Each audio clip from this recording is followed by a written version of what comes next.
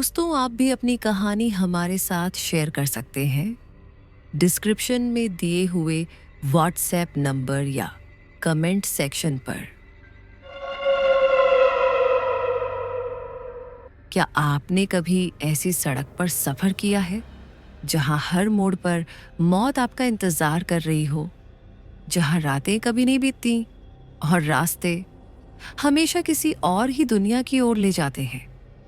आज की कहानी आपको ले चलेगी भारत के सबसे रहस्यमयी और डरावने बॉर्डर की ओर, अरुणाचल बॉर्डर, जहां एक ट्रक ड्राइवर ने ऐसा खौफनाक सफर किया जिसकी मंजिल जिंदगी नहीं बल्कि मौत थी। ये कहानी है उन आत्माओं की जो रास्ते में मिलती हैं लेकिन कहीं जाती नहीं, और एक ऐसे ड्राइवर की जो बन गया है उनकी आखिरी उम्मीद या शायद उनका नया कैदी।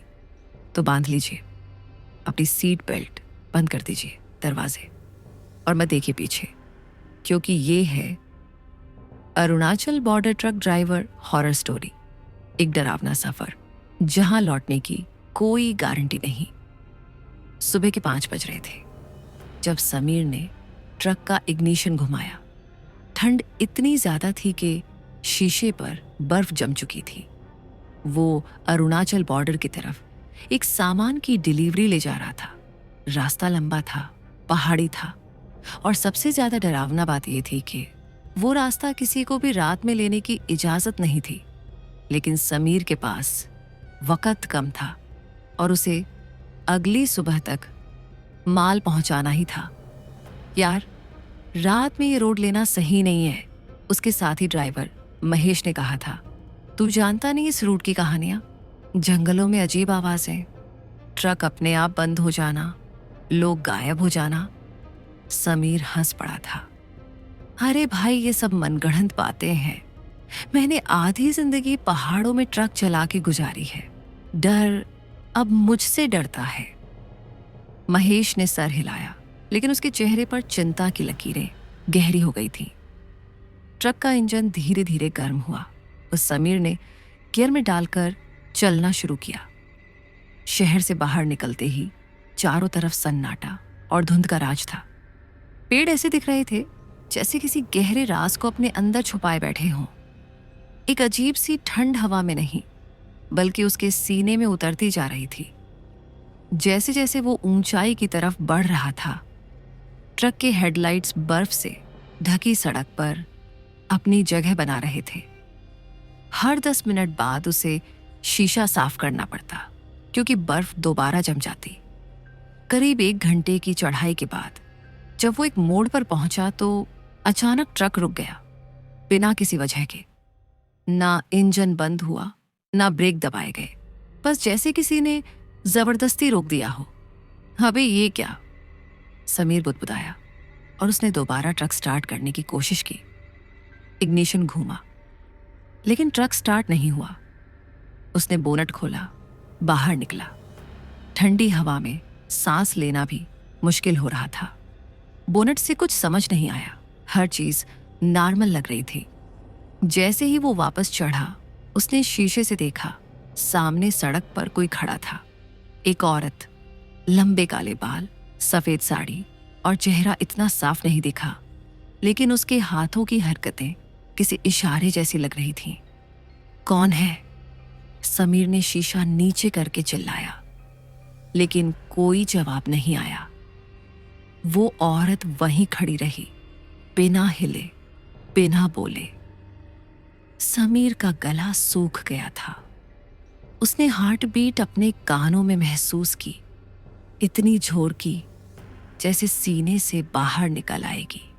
लेकिन जब उसने सामने देखा, वो औरत गायब हो चुकी थी।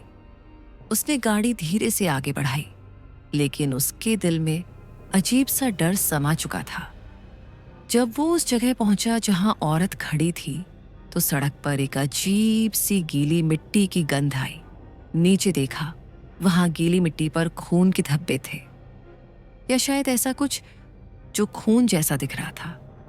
उसने हेडलाइट को नीचे झुकाया और तब उसने देखा एक टूटी हुई चूड़ी और उसके पास एक छोटी सी पुरानी तस्वीर।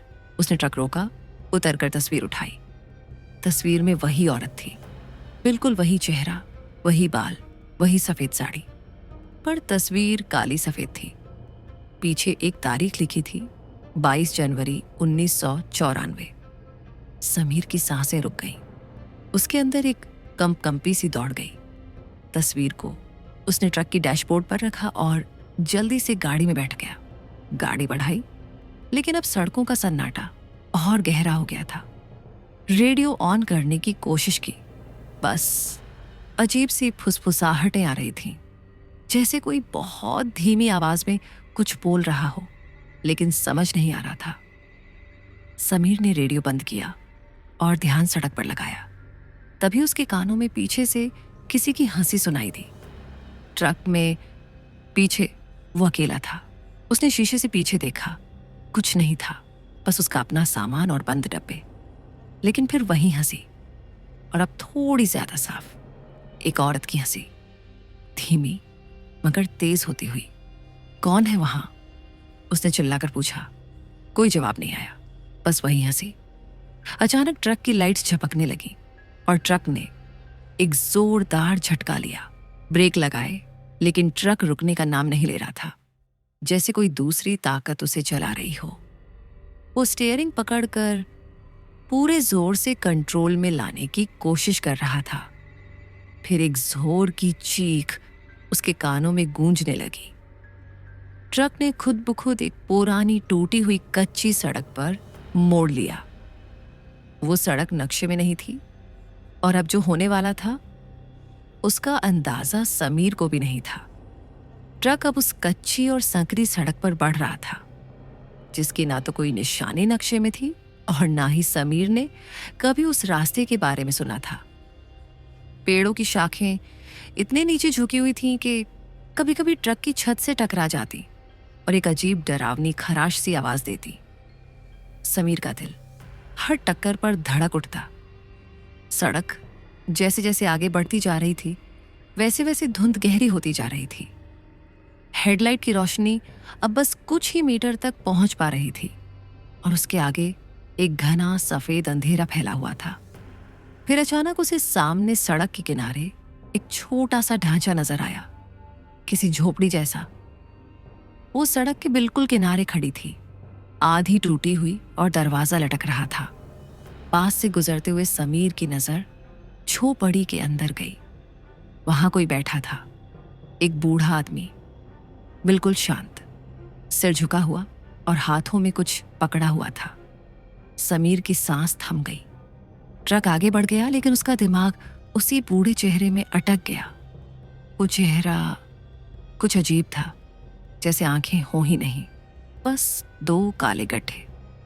कुछ ही देर बाद ट्रक की लाइट से एक बार फिर से झपकने लगी। समीर ने ब्रेक मारे, लेकिन ट्रक रुक नहीं रहा था। सामने अब घना जंगल शुरू हो चुका था और सड़क धीरे धीरे गुम हो रही थी। तभी अचानक ट्रक एक झटके से रुक गया। इतना जोर का झटका कि समीर का सिर डैशबोर्ड से टकरा गया।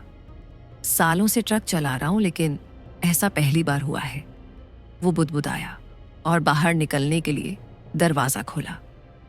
जैसे ही वो बाहर आया, उसको महसूस हुआ कि हवा अब और ठंडी हो चुकी थी और उसमें कोई अजीब सी बू फैली हुई थी, सड़ी हुई चीजों की, जैसे पुराना खून या कोई जानवर बहुत वक्त से मरा पड़ा हो। उसने टॉर्च निकाली और ट्रक के आगे देखा। कुछ नहीं था, लेकिन फिर कुछ उसके पैरों के पास से गुजरा, कोई छाया, बहुत तेज, बहुत सर्द। उसने जल्दी से टॉर्च का रुख उस तरफ किया। कुछ नहीं था। तभी उसे अपने पीछे से किसी के चलने की आवाज सुनाई दी, बिल्कुल पास। वो पलटा और उसके हाथ से टॉर्च गिर गई। सामने वही औरत खड़ी थी, अब और साफ। उसके चेहरे पर एक गहरा कट, जैसे किसी ने चाकू से चेहरा चीर डाला हो। बाल बिखरे हुए और आंखें खाली, बिल्कुल काली।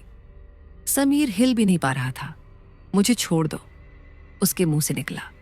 औरत ने कुछ नहीं कहा, बस एक हाथ उठाया और इशारा किया पीछे की तरफ। वहां अब अंधेरा और गहराता जा रहा था।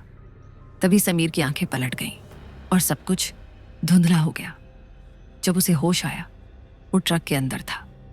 इंजन बंद, सब कुछ शांत, लेकिन सामने ड्राइविंग सीट के पास वही तस्वीर रखी हुई थी जो उसने पहले उठाई थी। अब तस्वीर में कुछ बदला हुआ था। वो औरत अब अकेली नहीं थी। उसके बगल में एक मरा हुआ बच्चा दिख रहा था और पीछे वही बूढ़ा आदमी जो झोपड़ी में बैठा था। समीर अब कांपने लगा। उसके लिए अब ये मजाक नहीं रहा था, ये कोई वहम नहीं था, ये कुछ था जो उसे खींच रहा था। उसने जल्दी से ट्रक स्टार्ट किया और इस बार ट्रक चल पड़ा, लेकिन अब रास्ता वैसा नहीं रहा जैसा वो आया था। हर तरफ वही जंगल, वही पेड़, वही अजीब सी आवाजें, जैसे ट्रक उसी एक जगह पर घूमता जा रहा हो। उसने जीपीएस निकाला, सिग्नल नहीं था। फोन देखा, नो नेटवर्क। उसे समझ आ चुका था अब वो कहीं फंस चुका है। फिर अचानक सामने सड़क के बीचों बीच एक बच्चा खड़ा दिखा, छोटा सा, करीब 7-8 साल का। उसके हाथ में एक लकड़ी की गाड़ी थी। ट्रक अपने आप रुक गया। समीर नीचे उतरा, बच्चे के पास गया। तुम यहाँ क्या कर रहे हो? उसने डरते हुए पूछा। बच्चे ने सिर उठाया। उसकी आंखों से खून बह रहा था। वो आ रही है, बच्चे ने धीमे से कहा। अब कोई नहीं बचेगा। समीर पीछे हट गया। बच्चे ने लकड़ी की गाड़ी जमीन पर फेंकी और अंधेरे में भाग गया। और तभी आसमान गरजने लगा, बिजली चमकी और समीर ने देखा पूरे जंगल में दर्जनों परछाइयां हिल रही थीं। कोई चुपचाप उस पर नजरें गड़ाए बैठा था, कोई उसके आसपास घूम रहा था और कोई ट्रक में चढ़ चुका था। ट्रक के अंदर कुछ था। समीर को उसका एहसास अपनी गर्दन पर महसूस हुआ, जैसे कोई सांस ले रहा हो, बहुत करीब से, बहुत ठंडी और बेजान। वो तुरंत पलटा, मगर वहां कोई नहीं था। ट्रक अब फिर से बंद हो चुका था। बाहर सिर्फ सन्नाटा और कभी कभी झाड़ियों में से आती सरसराहट की आवाज थी, जैसे कोई जानवर नहीं बल्कि कुछ और चल रहा हो। उसने दरवाजा खोला और ट्रक से नीचे उतरा। उसका दिल बुरी तरह धड़क रहा था और हाथ कांप रहे थे। उसने जेब से माचिस निकाली और एक तीली जलाई, पर हवा ने वो भी बुझा दी। उसने सामने झांक कर देखा। कुछ दूर पर एक धुंधली सी रोशनी दिख रही थी, शायद कोई झोंपड़ी या कोई पुराना सराय। उसे कहीं ना कहीं रुकना ही था। उसने वही राह पकड़ ली। रास्ते में उसके पैर किसी चीज से टकराए। जब उसने नीचे देखा तो वो एक टूटी हुई गुड़िया थी। उसकी आंखें फटी हुई और एक तरफ से उसका चेहरा पिघला हुआ था। उसने गुड़िया को नहीं उठाया, बस आगे बढ़ता चला गया। जब वो उस रोशनी के पास पहुंचा तो देखा एक पुराना ढहता हुआ घर था। दरवाजा आधा खुला हुआ और अंदर से किसी के गुनगुनाने की आवाज आ रही थी। कोई औरत थी जो किसी पुराने गीत की धुन पर कुछ बोल रही थी, लेकिन वो लफ्ज इंसानी नहीं लगते थे। समीर ने धीरे से अंदर झांका। एक औरत जमीन पर बैठी थी, कमर तक बाल बिखरे हुए, और वो एक कटे हुए सिर को गोद में रखकर सहला रही थी, जैसे वो किसी अपने बच्चे को सुला रही हो। उसके पास एक पुराना रेडियो पड़ा था, जिसमें से बार बार एक ही लाइन आ रही थी, वो लौटेंगे जब खून बहाया जाएगा। समीर की आंखें फटी रह गईं। उसने पीछे हटने की कोशिश की, मगर जमीन पर उसका पांव फिसल गया और वो गिरते हुए जोर से दरवाजे से टकराया। अंदर बैठी औरत ने तुरंत गर्दन घुमाई। उसकी आंखें बिल्कुल सफेद थीं, चेहरे पर कोई भाव नहीं और होंठों से खून टपक रहा था। तू आ गया, उसने फुसफुसाकर कहा। समीर ने तुरंत भागने की कोशिश की, मगर जब वो मुड़ा तो देखा उसके पीछे का दरवाजा गायब था। वहां सिर्फ दीवार थी। तू ही है जिसने ट्रक से मेरी तस्वीर उठाई, तू ही है जिसने उस रास्ते को छुआ, अब तू नहीं जा सकेगा। औरत अब धीरे धीरे उठ रही थी और उसके हाथ में वो कटे सिर की गर्दन से खून टपक रहा था। मैंने कुछ नहीं किया, मुझे जाने दो, समीर चीखा, मगर उसकी आवाज कमरे से बाहर नहीं जा रही थी। औरत अब हवा में तैरने लगी थी जैसे जमीन पर कदम ही ना हो। उसका चेहरा अब धीरे धीरे बदल रहा था। मांस गलने लगा था, आंखें सूखने लगी थीं और चेहरा कंकाल में बदल रहा था। समीर ने दीवार पर हाथ मारा, चिल्लाया, मगर कहीं कोई दरवाजा नहीं खुला। तभी रेडियो से फिर आवाज आई, एक और आत्मा फंसी, अब दरवाजा खुलेगा। दीवार पर अचानक एक दरवाजा उभर आया, जैसे वो दीवार का हिस्सा ही कभी ना था। समीर ने एक पल भी बिना कमवाए दरवाजा खोला और बाहर निकल गया। बाहर अब वो जंगल नहीं था, वो एक वीरान गांव में खड़ा था। हर तरफ झोपड़ियां जो आधी जली हुई थी और जमीन पर राख फैली थी। चारों तरफ बस एक ही आवाज गूंज रही थी, तू आया है, अब तुझसे हिसाब होगा। गांव की एक गली में उसे फिर से वो बच्चा दिखा, वही जिसने पहले लकड़ी की गाड़ी पकड़ी थी। अब उसके कपड़े फटे हुए थे और हाथ में एक पुराना नक्शा था। अगर जान बचानी है तो यहां से निकलने का रास्ता ढूंढो, बच्चे ने कहा। तू कौन है? समीर ने पूछा। हम सब वही हैं जो यहां मर गए, अब तू भी यहीं रहेगा अगर रास्ता ना निकाला तो। बच्चा नक्शा समीर की तरफ फेंक कर भाग गया। नक्शा बहुत पुराना था, खून से सना हुआ। उस पर कई लाल निशान थे और बीच में एक जगह लिखी थी, चौथा कुआं। समीर ने नक्शा जेब में डाला और गांव की गलियों में घूमने लगा। हर झोंपड़ी के अंदर से किसी की चीख, किसी का रोना और किसी का हंसना सुनाई देता था। दीवारों पर लहू से कुछ लफ्ज लिखे थे, हम आए थे मगर लौट नहीं पाए, जो देखेगा वो फंसेगा। समीर को लगा अब वो पागल हो जाएगा, मगर उसके पास और कोई चारा नहीं था। गांव के बीचों बीच उसे एक कुआं दिखा, लेकिन वो पहला कुआं था। नक्शे में चौथे कुएं की बात थी। वो आगे बढ़ा, दूसरा कुआं।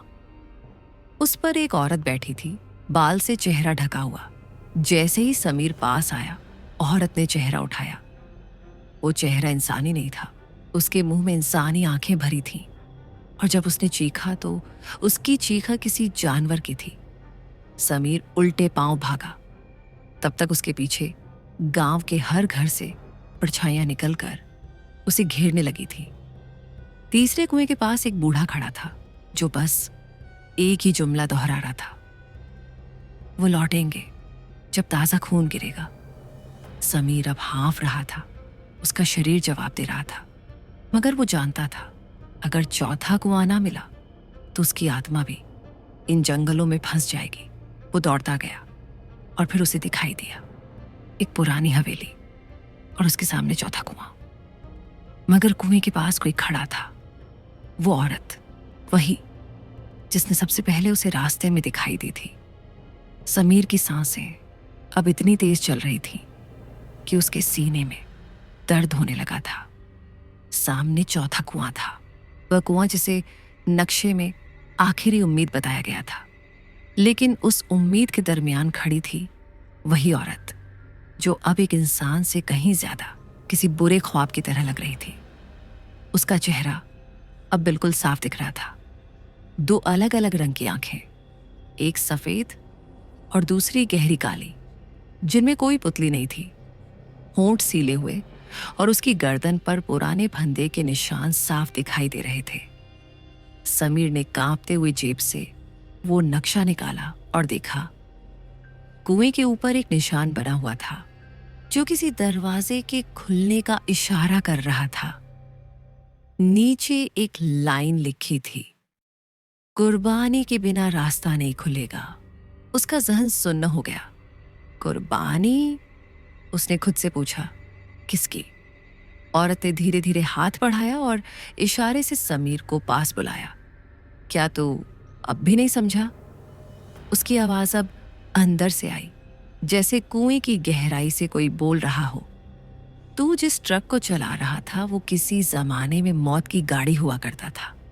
उसमें जो लाशें ले जाई जाती थीं, वो कभी अपनी मंजिल तक नहीं पहुंचती थीं। और तू अब उस गाड़ी का आखिरी मुसाफिर है।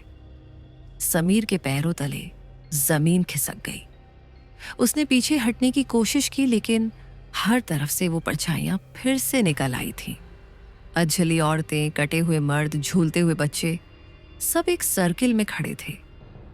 तेरे सामने 2 रास्ते हैं, औरत फिर बोली। या तो तू कुएं में कूद कर अपनी आत्मा हमें सौंप दे, या फिर उन सब की जगह ले जो तुझसे पहले इस रास्ते पर आए। समीर ने आंखें बंद कर ली। उसे अपने ट्रक का हॉर्न, शहर की सड़कें, माँ की आवाज, सब एक झलक में याद आया। पर अब वहां लौटने का कोई रास्ता नहीं था। उसने कदम आगे बढ़ाया, मगर तभी उसके कानों में फिर वही बच्चे की आवाज गूंजी। अगर तू मर गया तो हम सब कभी आजाद नहीं होंगे। समीर ने तुरंत पलटकर देखा। वही बच्चा अब बिल्कुल पास खड़ा था। उसके चेहरे पर अब डर नहीं था, बस एक उम्मीद थी। अगर मैं मरूं तो तुम्हें मुक्ति मिलेगी? समीर ने पूछा। बच्चे ने सिर हिलाया। तो बताओ क्या करना है? समीर ने अब दृढ़ता से कहा। बच्चा आगे आया और उसके हाथ में एक पुरानी लकड़ी की छड़ी थमाई, जिस पर अजीब से निशान थे। इस छड़ी से कुएं के पानी को छू और जो कुछ दिखे उससे डर मत। बस उसके अंदर कूदने से पहले नाम मत लेना, वरना सब दोबारा शुरू हो जाएगा। समीर ने छड़ी को कुएं में डाला। पानी अचानक खौलने लगा। उसमें अब चेहरों की परछाइयां दिखने लगीं, जिनमें से एक उसका खुद का चेहरा था, लेकिन आंखें गायब थीं। औरत ने जोर से चीख मारी। तू ये सब खत्म नहीं कर सकता, ये श्राप हमेशा रहेगा। मगर समीर अब आगे बढ़ चुका था। उसने कुएं के किनारे पर खड़े होकर आंखें बंद की और छलांग लगा दी। अगले ही पल एक जोर की आवाज आई, जैसे सैकड़ों आत्माएं एक साथ चिल्लाई हों, और फिर सन्नाटा। जब समीर की आंखें खुली तो वह ट्रक में बैठा था। ट्रक हाईवे पर खड़ा था। दिन निकल आया था। पास से गाड़ियां गुजर रही थीं, लोग पैदल जा रहे थे और रेडियो में हल्का संगीत चल रहा था। समीर ने तुरंत ब्रेक पर पैर रखा और ट्रक को सड़क के किनारे खड़ा किया। उसने शीशे में खुद को देखा। वो वैसा ही था, मगर उसकी आंखें अब थोड़ी अलग थीं। उनमें एक थकावट थी जो किसी और ही दुनिया से आई थी। फोन उठाया, नेटवर्क था। वो हंस पड़ा, फिर रोने लगा। पर तभी उसने ट्रक के बैक मिरर में देखा, पीछे की सीट पर कोई बैठा है। वो धीरे से पलटा। वो बच्चा। तू तो आजाद हो गया, समीर ने कहा। बच्चा मुस्कुराया और बोला, मैं तो हो गया, अब बारी तेरी है। समीर के चेहरे पर हवाइयां उड़ गईं। उसने दरवाजा खोलकर उतरना चाहा, मगर दरवाजा जाम हो चुका था। बच्चा अब सामने की सीट पर आकर बैठ गया था। कहाँ ले चलेगा अंकल? अगली मंजिल कौन सी है? उसने पूछा। ट्रक का इंजन अपने आप स्टार्ट हो गया। हैंडल खुद ब खुद घूमने लगा और ट्रक फिर चल पड़ा, इस बार बिना ड्राइवर के। ट्रक अब खुद ही चल रहा था। समीर की पकड़ स्टीयरिंग पर थी, लेकिन उसे लग नहीं रहा था कि वो अब कुछ नियंत्रित कर रहा है। ट्रक की हेडलाइट्स तेज चमक रही थी, जबकि दिन पूरी तरह निकल चुका था।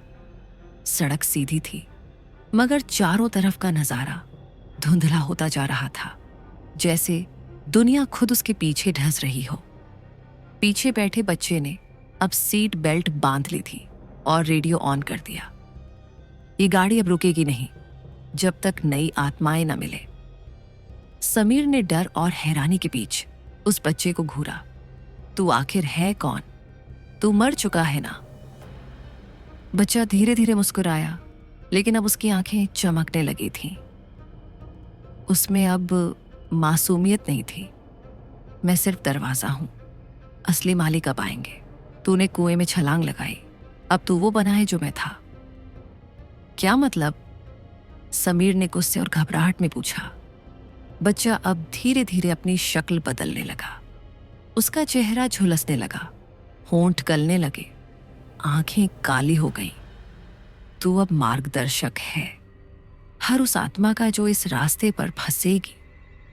नहीं, मैं इंसान हूं, मैं मरना नहीं चाहता, समीर चिल्लाया। मगर ट्रक अब एक टनल की तरफ बढ़ने लगा था। एक ऐसी टनल जो नक्शे में कहीं नहीं थी। सड़क पर एक बोर्ड लगा था, स्वागत है परछाइयों के मार्ग में, entry only, exit never. Truck के हेडलाइट्स जैसे ही उस टनल में घुसे, समीर ने देखा अंदर हर दीवार पर हजारों चेहरों की छवियां बनी थीं, सब चीखते हुए, सब उसके तरफ ताकते हुए। ट्रक अब रुक चुका था।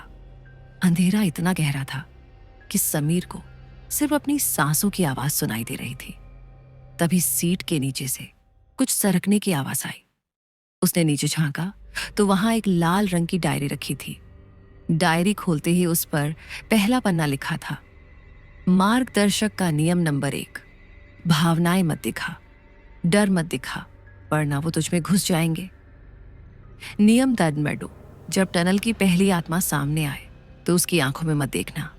समीर के हाथ कांपने लगे। उसने जैसे ही अगला पन्ना पलटा, टनल के अंदर सामने से एक धुंधली आकृति उभरी। वो एक जवान औरत थी, लहराते बाल, सफेद साड़ी और आंखें गहराई में डूबी, बिना पलक झपकाए। समीर ने डायरी बंद कर दी और सिर झुका लिया। मगर आवाज आई, मेरी आंखों में देख, मैं तुझसे मदद मांग रही हूं। वो आवाज इतनी मासूम थी कि समीर का दिल पिघलने लगा। क्या तू भी फांसी है? उसने सिर झुकाए हुए ही पूछा। मैं वही हूं जिससे तू कभी मिला ही नहीं। क्या मतलब? तू अभी भी समझ नहीं पाया? समीर, तू उस ट्रक का ड्राइवर है जो आत्माओं को छोड़ता नहीं, ले जाता है। तू खुद भी कई साल पहले मर चुका था, मगर तुझे अपनी मौत याद नहीं। समीर का बदन सुन्न हो गया। तू अब एक शरीर नहीं, एक जरिया है, मौत का, श्राप का और इंतकाम का। टनल अब खुल रही थी। उसके आगे एक भयानक शहर का दरवाजा था। शहर का नाम लिखा था, वापसी की कोई गारंटी नहीं। समीर अब पूरी तरह टूट चुका था। वो ट्रक से उतरने ही वाला था कि बच्चे की वो बदली हुई आवाज फिर सुनाई दी। तेरे पास अभी भी एक रास्ता है, अगर तू अपनी जगह कोई और दे दे। मतलब? कोई और जो ट्रक में चढ़े और जिसे तेरी जगह भेजा जा सके, फिर तू आजाद होगा। समीर के दिमाग में अब शहर की झलक घूमने लगी। वो भयानक गालियां, कटे हुए लोग, पिघले हुए चेहरे। और फिर उसकी यादों में आया उसका एक दोस्त जो उसे अक्सर ट्रक रूट पर ज्वाइन करना चाहता था, राजू। नहीं, समीर ने खुद से कहा, मैं किसी और को इस जाल में नहीं फंसा सकता। मगर तभी उसके ट्रक की स्क्रीन पर राजू का नाम फ्लैश हुआ। कॉल इनकमिंग, राजू भाई। समीर ने कांपते हुए कॉल उठाया। अबे समीर, क्या रूट है तेरा? इस बार मुझे भी साथ ले चल, बहुत दिन से दिल है कुछ एडवेंचर करने का। समीर की आंखों में आंसू आ गए। राजू, मत आना, यहां से कोई नहीं लौटता। राजू हंस पड़ा। क्या बात कर रहा है? डर गया क्या? मैं तो अब निकल ही पड़ा हूं, बस स्टेशन पर मिल। समीर के मुंह से एक सिसकी निकल गई। अब क्या करेगा समीर? पीछे से वो बच्चा फिर बोला। अब उसकी आवाज में एक करुणा थी।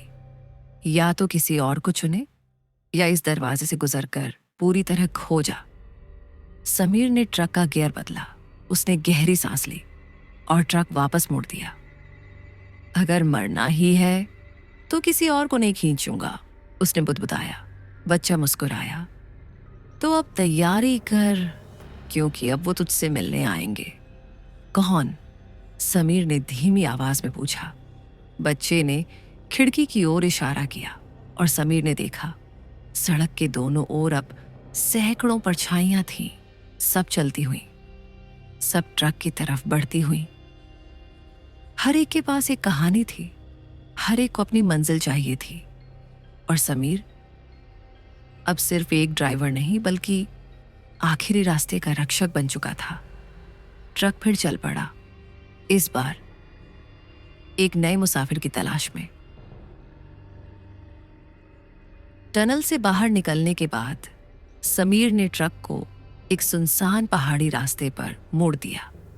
ये रास्ता न तो किसी नक्शे में था, न ही जीपीएस पर, लेकिन समीर अब इंसानों के रास्तों का हिस्सा नहीं रहा था। वो अब उन आत्माओं की मंजिल का वाहक बन चुका था, जो इस दुनिया और अगली के बीच भटक रही थी। आसमान पर अब सूरज नहीं था, बादल काले पड़ चुके थे। हर तरफ एक अजीब सी चुप्पी फैली हुई थी, जैसे हवाएं भी डर के मारे रुक गई हों। ट्रक की पिछली सीट पर अब एक नहीं, बल्कि कई परछाइयां बैठ चुकी थीं। कोई खामोश रो रहा था, कोई दीवार से सिर टिकाकर कुछ बुदबुदा रहा था, और कोई बस बाहर झांक रहा था, उस रास्ते की तरफ जो कभी भी मंजिल पर नहीं पहुंचता। समीर ने शीशे में देखा। उसकी आंखें अब इंसानों जैसी नहीं रहीं। वो गहरी, थकी हुई और अंदर से खोखली हो चुकी थी, लेकिन उनमें अब एक मकसद था, उन रूहों को वहां पहुंचाना जहां से वो फिर कभी वापस ना आए।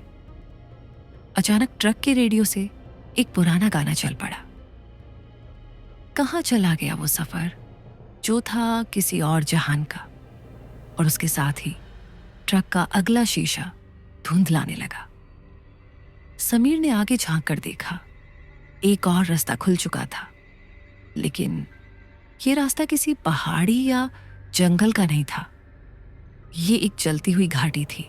घाटी में दोनों तरफ जलते मशालों के बीच एक पुराना मंदिर था, टूटा हुआ, मगर उसमें अब भी कोई शक्ति बाकी थी। ट्रक जैसे ही मंदिर के सामने रुका, पीछे से वो बच्चा, अब जो एक परछाई बन चुका था, बोला, यही आखिरी जगह है। यहां जिनकी रूहें तुझमें बसी हैं, उनकी रिहाई होगी। और मैं? समीर ने धीमी आवाज में पूछा। तू बचा नहीं, तू बस जरिया है। लेकिन अगर तू ये कर दे तो शायद तुझे एक आखिरी मौके मिले। समीर ने ट्रक का दरवाजा खोला और नीचे उतरा। मंदिर के भीतर जैसे ही उसने कदम रखा, फर्श कांपने लगा। दीवारों पर लिखे पुराने अक्षर जलने लगे और मंदिर के अंदर एक स्याह धुआं उठने लगा। तेरा स्वागत है, मार्गदर्शक। एक भारी अनजानी आवाज गूंजी। समीर ने डरते हुए पूछा, क्या मैं उन आत्माओं को आजाद कर सकता हूं? अगर तेरी नीयत साफ है, अगर तू मोह और भय से ऊपर उठ चुका है, तो हां, लेकिन उसकी कीमत चुकानी होगी। क्या कीमत? अचानक मंदिर की दीवारें खुलने लगीं और हर दीवार के पीछे एक एक आत्मा खड़ी थी, जिनकी आंखों में सिर्फ एक सवाल था, हम अब भी फंसे क्यों हैं? समीर ने हाथ जोड़ लिए। मैं अब और किसी को फंसाना नहीं चाहता, बस इन्हें मुक्त करना चाहता हूं। वो आवाज फिर आई, तो तू अपनी यादें देगा, हर एक आत्मा के बदले एक टुकड़ा अपनी जिंदगी का। जब सब कुछ दे देगा, तब तुझे खुद भी नहीं पता होगा तू कौन है। समीर चुप रहा, फिर उसने सिर झुका लिया। ले लो सब कुछ। जैसे ही ये शब्द उसके मुंह से निकले, मंदिर के अंदर एक तेज रोशनी फैल गई। हर आत्मा एक एक करके मंदिर के बीच बने कुएं की ओर बढ़ी और वहां जाकर जलती हुई रोशनी में समा गई। 1, 2, 3, 40, 70। हर आत्मा एक अलग कहानी थी। कोई बच्चा, कोई माँ, कोई जवान, फौजी, कोई बूढ़ी औरत, सब एक एक करके जा रहे थे। हर आत्मा के जाने के साथ समीर की आंखों से एक दृश्य गायब हो रहा था। उसे अपनी माँ की शक्ल याद नहीं रही, फिर अपने बचपन का घर, फिर कॉलेज के दोस्त, फिर अपना नाम। जब आखिरी आत्मा कुएं में समा गई, समीर सिर्फ खड़ा था, एक खोखले जिस्म की तरह। मंदिर अब शांत हो चुका था। बच्चा उसके पास आया और बोला, तू अब आजाद है। मैं कौन हूं? समीर ने पूछा। बच्चा मुस्कुराया। तू वही है जो रास्तों का रक्षक बना था और अब एक मुसाफिर है, बिल्कुल दूसरों की तरह। अगले पल समीर की आंखें बंद हो गई। जब वो खुली तो वो फिर से ट्रक में था, मगर इस बार वह ट्रक का ड्राइवर नहीं था, मुसाफिर था।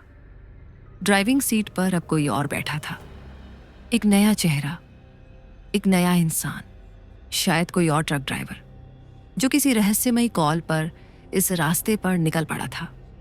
और पीछे की सीट पर समीर अब एक परछाई बन चुका था। रेडियो फिर से चालू हुआ। नया मार्गदर्शक तैयार है और ट्रक फिर एक नई मंजिल की ओर बढ़ गया, जहां इंतजार कर रही थी और आत्माएं, और शायद कोई और समीर। क्या समीर वाकई मुक्त हो गया, या वो अब खुद एक नई रूह बन चुका है जो किसी और मुसाफिर का इंतजार कर रहा है?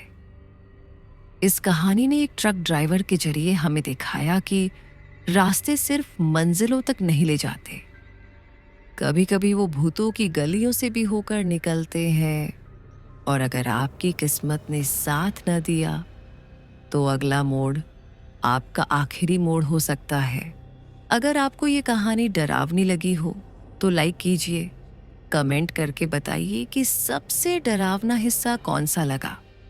और अगर आप ऐसे और खौफनाक सफ़र पर चलना चाहते हैं तो हमारे चैनल को सब्सक्राइब करना ना भूलें, क्योंकि अगली बार शायद कहानी आपके शहर की हो। अलविदा।